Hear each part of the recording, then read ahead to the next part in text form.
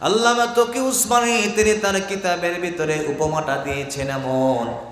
মহিলাটি বলছেন আমার স্বামীর আমলটা ছিল এমন, লোহা পিটানোর জন্য দুই হাত ধরে হাতুড়িটা ধরেছেন, মাথার উপরে উঁচা করে ধরেছে, লোহার উপরে আঘাত করবে, লোহা পিটাবে। ইন্ডিমিন সময় যদি মসজিদ থেকে আজান ভেসে আসতো, আল্লাহর বান্দা একটা আঘাত আর লোহার উপরে করতো না।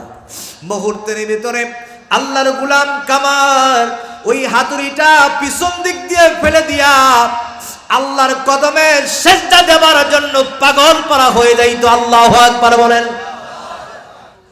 এটা ছিল আমার স্বামীর আমল। এছাড়া তেমন কোনো আমল দেখি না। আর প্রায় সময় দেখি আমার স্বামী কাঁদে। আব্দুল্লাহ ইবনে মুবারকের 2 তলার উপরে উঠে তিনি গভীর রাত্রে তাহাজ্জুদের নামাজ আদায় করে আল্লাহর দরবারে চোখের পানিগুলো ছেড়ে কাঁদে। আমার স্বামী ওই 2 তলার ছাদের উপরে তাকায়া তাকায়া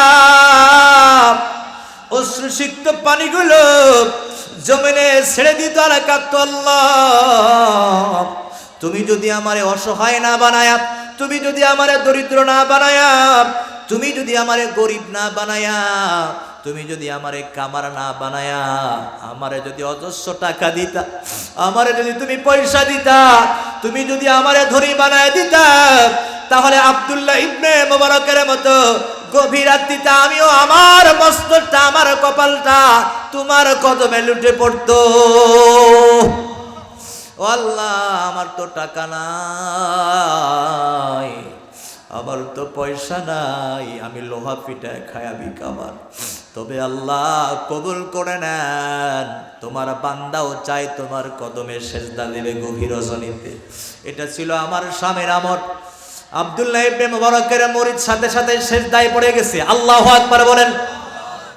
তিনি আর বুঝতে কষ্ট করেন নাই, তার বুঝতে কষ্ট হন নাই। তিনি দায়িত্বহীন কণ্ঠে বলে দেন, এ দুনিয়ার মুসলমানেরা, আমি বলে গেলাম দুনিয়ার একজন সাধারণ কামার নামাজ 5 ওয়াক্ত আদায় করবার কারণে সর্বোচ্চ বড় জান্নাতের অধিকারী সে যদি হয়ে যায়, আল্লাহর কসম একজন মানুষ কানা হতে পারে, ন্যাংরা হতে পারে, লুলা হতে পারে, নাকটা বোসাও হতে পারে, দেখতে উস্কো খুস্কো হতে পারে, কিন্তু আল্লাহর কসম ওই মানুষটার জিন্দেগিতে যদি নামাজ নামক ইবাদত থাকে, আল্লাহর কসম করে বলতেছি ওই মানুষটার দাম আল্লাহর ফেরেশতার চাইতেও বৃদ্ধি হয়ে যায়।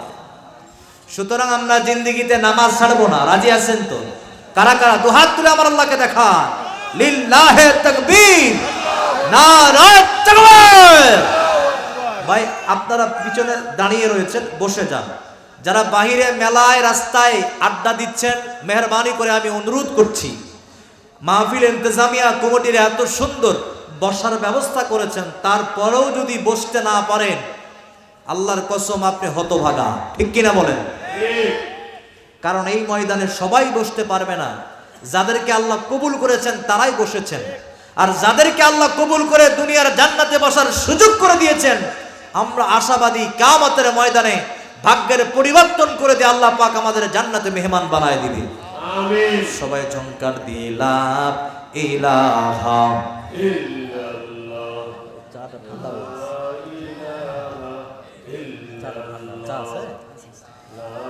সবাই কেউ জবান বন্ধ রাখবেন না। যে যত বেশি কালেমার জিকির করবে তার সাথে সম্পর্ক আল্লাহর তত বেশি গাঢ় হয়ে যায়, তৈরি হয়ে যায়। বলেন সুবহানাল্লাহ। পিছনের বাইরে সামনের বাইরে সবাই ঝংকার দিয়ে লা ইলাহা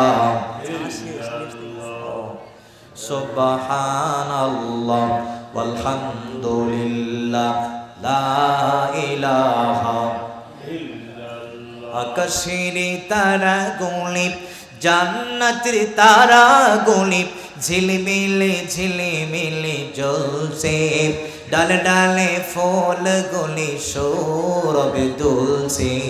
রসূল এসেছে, হাবিব এসেছে, নবী এসেছে, বরকত এসেছে। মারহাবা পড়েন।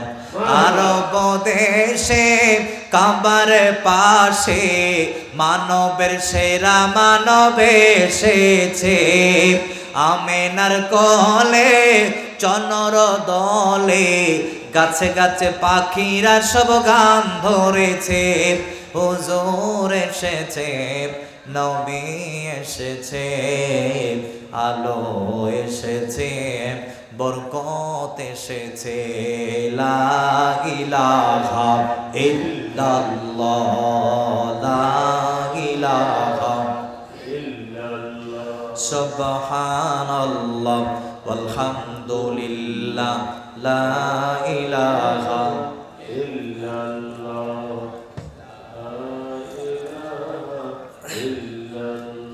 পাখির গানে গানে হাওয়ার তানে তানে পাখির গানে গানে হাওয়ার তানে তানে ওই নামের গান শোনা যায় ওই নামের সুর শোনা যায় নামে পাগল পারা ইল্লাল্লাহ ইল্লাল্লাহ লা ইলাহা ইল্লাল্লাহ ভাইজান আপনাদের কি কোনো কষ্ট হয়? আমি যদি আরো কিছুক্ষণ থাকি আপনারা আসেন তো? আসেন না ইনশাআল্লাহ? সবাই জঙ্কার দিয়ে লা ইলাহা লা ইলাহা ইল্লাল্লাহ মুহাম্মাদুর রাসূলুল্লাহ চিৎকার মেরে বলেন সাল্লাল্লাহু আলাইহি ওয়াসাল্লাম। রব্বুল আলামিন বলছেন নবীজি এই এক নম্বরে ডিউটির দায়িত্ব যেই বান্দা পুরা করবে আমি আল্লাহর গোলাম বেশে যখন দুনিয়াতে আমার গোলাম হয়ে গেল আমি রব্বুল আলামিন তাদের জন্য 2 নম্বর নির্দেশনা 2 নম্বর মেসেজ জানিয়ে দিলাম। রব্বুল আলামিন বলছেন ওয়ালা তুশরিকু বিহি শাইআ আল্লাহু আকবার বলেন। রব্বুল আলামিন বলছেন আমি আল্লাহর ইবাদত করতে গিয়ে বান্দা কোনো কাজে শিরিক করবে না। নির্দেশটা কার? আরো জোরে বলেন কার? কারণ শিরিক করবে যারা দুনিয়ার সব ঈমান আমল নষ্ট হয়ে যাবে। এই জন্য রব্বুল আলামিন বলছেন বান্দা খবরদার দুনিয়াতে 2 নম্বর ঘোষণা ইবাদত করতে গিয়ে আমি আল্লাহর সঙ্গে শিরিক করব না। এই পৃথিবীর জমিনের সবচাইতে বড় গুনার নাম হলো শিরিকের গুনাহ, সবচাইতে জুলুমের গুনার নাম হলো শিরিকের গুনাহ। এজন্য বান্দা খবরদার জিন্দেগিতে কখনো শিরিক করবা না। কারণ রব্বুল আলামিন জানিয়ে দিয়েছেন বান্দারে জীবদ্দশায় তোমাদের গুনাহ যদি পাহাড় পরিমাণ হয়ে যায়, তোমাদের গুনাহগুলো যদি সমুদ্রের ফেনা সমতুল্য হয়ে যায়, আমি আল্লাহ বলে দিলাম দুনিয়ার সব গুনাহ তোমাদেরকে ক্ষমা করে দিব কেবল একটা গুনাহ ছাড়া, সেটা হলো শিরিকের গুনাহ। এজন্য খবরদার জিন্দেগিতে তোমরা শিরিক করবা না। কোরআনুল কারীমের ভিতরে রব্বুল আলামিন বলছেন ইয়া আইয়ুহাল্লাযীনা আমানু তুবু ইলাল্লাহ তাওবাতান নাসুহা আল্লাহু আকবার বলেন। এই কথাগুলো কোরআনের ভিতরে আছে না নাই? জোরে বলেন আছে না নাই? এই সব কথাগুলো কোরআনের ভিতরে আছে, আল্লাহ রাব্বুল আলামিন ঢুকিয়ে দিয়েছেন। আল্লাহ তাআলা বলছেন ইমানদার জীবনে যদি কখনো বুঝতে পারো নিজের অন্যায় অপরাধ হয়ে গেছে, ভুল হয়ে গেছে, আল্লাহর কাছে অনুতপ্ত হবা, চোখের পানিগুলো ছেড়ে কাঁদবা। আমি আল্লাহ বলে দিলাম জিন্দেগিতে যত গুনাহ আছে সব গুনাহ আমি আল্লাহ ক্ষমা করব। কিন্তু খবরদার তোমরা আমি আল্লাহর সঙ্গে শিরিক করবা না, কারণ শিরিকের গুনাহ আমি আল্লাহ ক্ষমা করব না। দুনিয়ার সব গুনাহ ক্ষমা করার নির্দেশনা আল্লাহ রাব্বুল আলামিন দিয়েছেন। তওবা করবে, তওবা ইলাল্লাহ, আল্লাহর কাছে তওবা করবে, ফিরে আসার তওবা, আন্তরিক তওবা। একবার যে তওবার মতো তওবা করবে আল্লাহ বলে জিন্দেগির সব গুনাহগুলো আমি আল্লাহ মাফ করে দিলাম। বলেন সুবহানাল্লাহ। শুধু শিরিকের গুনাহ ছাড়া এই জন্য এই দুনিয়ার জমিনে আল্লাহ রাব্বুল আলামিন একজন পয়গম্বরকে পাঠিয়েছিলেন, নাম ইব্রাহিম। তিনি হলেন আমাদের জাতির পিতা। আমার মায়েরা মাজারে সেজদা দেয়, মাজারে মান্নত করে, দরগায় যায়, বকরি মান্নত করে, ভেড়া মান্নত করে, মুরগি মান্নত করে, হাঁস মান্নত করে, এমন পার্টি এমন ইমানদার আমাদের সমাজে আছে না নাই? সন্তান হয় না, 10 বছর হয়ে গেছে, 20 বছর হয়ে গেছে, সন্তান হয় না, 15 বছর হয়ে গেছে, সন্তান হয় না, মাজারে সেজদা যায়, বাবার কাছে চাই, আছে না নাই বলেন? দুনিয়ার জমিনের সবচেয়ে বড় শিরক সন্তান দেন যিনি, আবার সন্তান না দিয়ে ওই পরিবারটা শূন্য রাখেন যিনি, চিৎকার মেরে বলবেন তিনি কে? ইব্রাহিম আলাইহিস সালাতু ওয়াস সালাম দুনিয়ার মানুষের কাছে সন্তান চান নাই, তাবিজ লাগান নাই, মাজারে সেজদা দেন নাই, মূর্তির পায়ে সেজদা দেন নাই, মূর্তির কাছে চান নাই। ইব্রাহিমের বয়স 80, 82, মতান্তরে 86 বছর বয়সে আল্লাহ একটা সন্তান দান করেছেন। মারহাবা বলেন। এখন আপনারা বলেন, একজন মানুষের বয়স যদি সমাজে ৭৪ আপ হয়ে যায়, 80 আপ হয়ে যায়, মানুষটা কি যুবক নাকি বৃদ্ধা? জোরে বলেন। মানুষের যখন দাঁড়িয়ে চুলগুলো পেকে যায়, মাথার চুলগুলো যখন পেকে যায়, বুঝতে হবে মানুষের বয়স বেশি হয়ে গেছে। আর একজন মানুষের হায়াত যখন 80 পার হয়ে যায়, তার কোনো সন্তান হওয়ার সম্ভাবনা নাই, ডাক্তারদের গবেষণা। কিন্তু আল্লাহ রাব্বুল আলামিনের কোরআন পড়লাম, হাদিস পড়লাম, আল্লাহ বলেন, বান্দারে আমি আল্লাহ 80, 86 কেন 100 বছর যদি কারো পার হয়ে যায়, আমি আল্লাহর ওয়াদা তার ওরসও আমি একটা সন্তান দেওয়ার ক্ষমতা রাখি। বলেন সুবহানাল্লাহ। এই জন্য ইব্রাহিম দুনিয়ার কোন মানুষের কাছে চান নাই, চেয়েছেন কার কাছে? আল্লাহ পাক বলেন, ইব্রাহিম আমি বুঝেছি আপনি ধৈর্য ধারণ করেছেন, আপনি শিরক করেন নাই, আপনি জুলুমের গুনাহ করেন নাই, এজন্য আমি আল্লাহ আপনার দোয়া শিখাই দিলাম। আপনি পড়েন, রব্বি হাবেনি মিনাস সলিহিন। আল্লাহু আকবার বলেন। এই দোয়াটা শিখিয়ে দিলেন কে? আরো জোরে বলেন কে? রব্বুল আলামিন দোয়া শিখিয়ে দিলেন। ইব্রাহিম দোয়া করলেন, এমন একটা পর্যায়ে পৌঁছে গেলেন 86 বছরের বয়সে। আমার আল্লাহ ইব্রাহিমকে একটা নেককার সন্তানের সুসংবাদ দিলেন।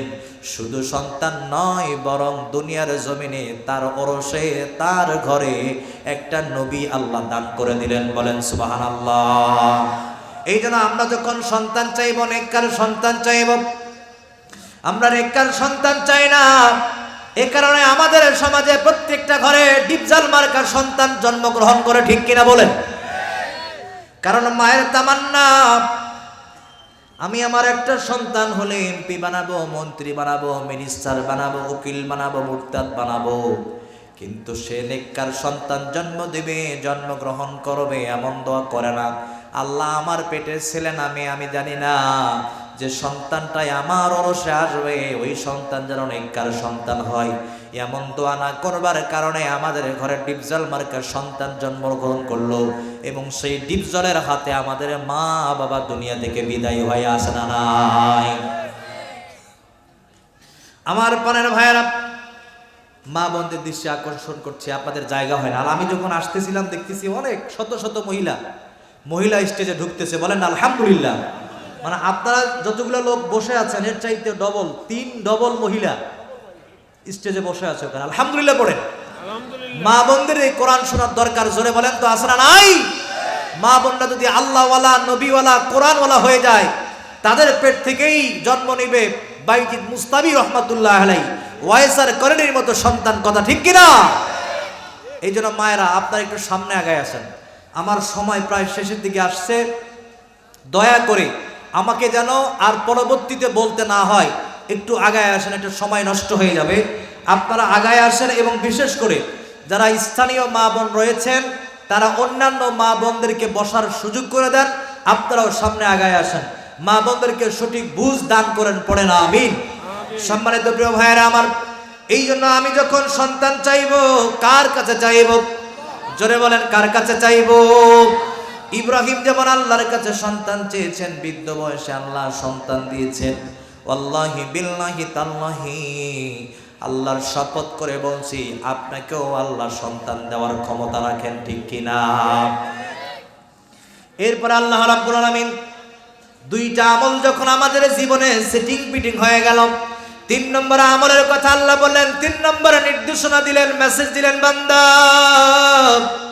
তিন নম্বর সিরিয়াস নির্দেশনা তোমাদেরকে দিলাম, ওয়াবিল ওয়ালিদাইনি ইহসানা। আল্লাহু আকবার বলেন। তোমরা তোমাদের মা বাবার খেদমত করবা, এটা আল্লাহর নির্দেশনা। কারণ দুনিয়ার জগতে গোলামি হবে আমি আল্লাহর, কিন্তু সর্বহালতে তোমরা খেদমত করবে তোমাদের মা বাবার নির্দেশটা দিলেন কে?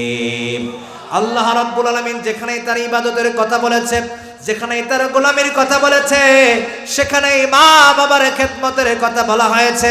আমার প্রিয় ভাইরা খেয়াল করে শুনতে হবে, রব্বুল আলামিন অন্যতর একটা আয়াত নাজিল করে আমাদেরকে জানায় দিলেন, ওয়া কদাম রব্বুকা আল্লা তা'বুদু ইল্লা ইয়্যাহু ওয়া বিল ওয়ালিদাইনি ইহসানা। জোরে বলি না মারহাবা। এখানে আল্লাহর গোলামির কথার পাশাপাশি, আল্লাহর ইবাদতের পাশাপাশি, আল্লাহর দাসত্ব করার পাশাপাশি রব্বুল আলামিন বলেছেন, বান্দা আমি আল্লাহর গোলামি করবা, আর সর্বহালতে সবসময় যতদিন তোমরা জীবদ্দশায় মা বাবাকে পাবা ততদিন পর্যন্ত তোমরা তোমাদের মা বাবার খেদমত করবা। বলেন সুবহানাল্লাহ। আল্লাহর গোলামের পরে কোন পীর সাহেবের খেদমতের কথা বলা হয় নাই, কোন নবীর খেদমতের কথা বলা হয় নাই, কোন কুতুবের খেদমতের কথা বলা হয় নাই, কোন আলেমের খেদমতের কথা বলেন নাই। বরং রব্বুল আলামিন বলেছেন, বান্দা আমি আল্লাহর গোলামি করবা, আর সর্বহালতে তোমরা মা বাবার খেদমত করবা। আল্লাহু আকবার বলেন। বিশ্বনবী সাল্লাল্লাহু আলাইহি ওয়াসাল্লাম তিনি বলেছেন, আমার সাহাবারা তোমাদের প্রত্যেকটা ঘরে আল্লাহ পাক দুইটা জীবন্ত জান্নাত দান করেছেন। সাহাবা ইকরাম বললেন, রাসূলুল্লাহ আমরা জানতে চাই তারা কারা? আল্লাহর হাবিব তখন বললেন, তারা তোমাদের মা আর বাবা। যেই ঘরে মা আছে, যেই ঘরে বাবা আছে, এই মা বাবা প্রত্যেকটি ফ্যামিলির জন্য জীবন্ত জান্নাত আল্লাহ দান করেছেন। সুবহানাল্লাহ।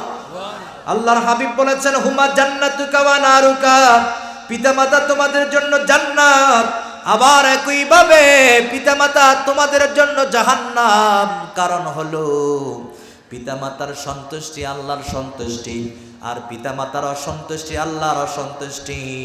এজন্য খবরদার, মা বাবা যদি বেজার হয়ে যায়, বেজার হবে আল্লাহ, আর আল্লাহ যদি বেজার হয়ে যায়, দুনিয়া আখিরাতের সফলতার দরজা চিরজীবনের জন্য বন্ধ করে দিবেন। আল্লাহ ঠিক কিনা?